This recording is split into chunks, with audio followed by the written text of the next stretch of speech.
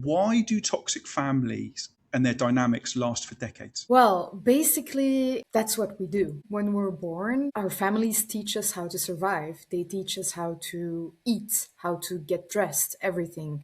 So we copy them. We copy them for a very long time until we become independent and we can talk, we can walk, we can maybe earn some money. So it's completely natural and completely normal for a human being to copy what he sees or she sees around her or around him.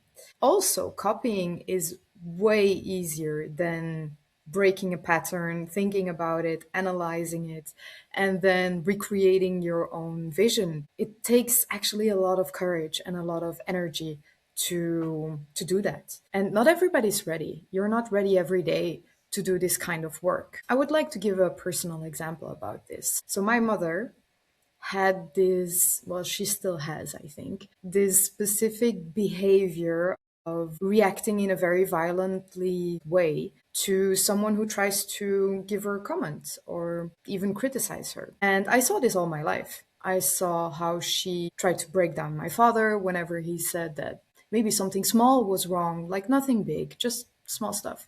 But she reacted every time by trying to destroy his vision and then trying to destroy him himself. So, not just attacking the subject of the conversation, but really targeting the person. So, it became immensely personal.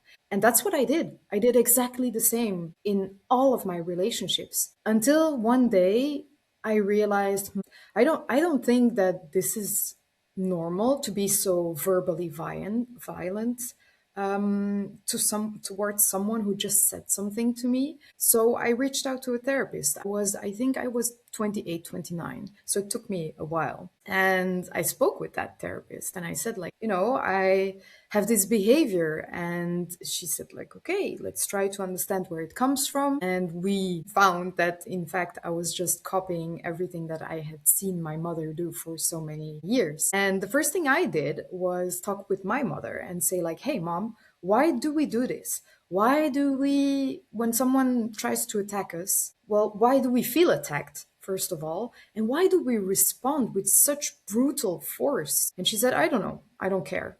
I said, no, it's important because we're doing damage. We're emotionally damaging people. And I said, did grandmother do this maybe? Were you copying something? And she said, no, what is this question? Like, what are you even talking about? This is like, I don't feel concerned.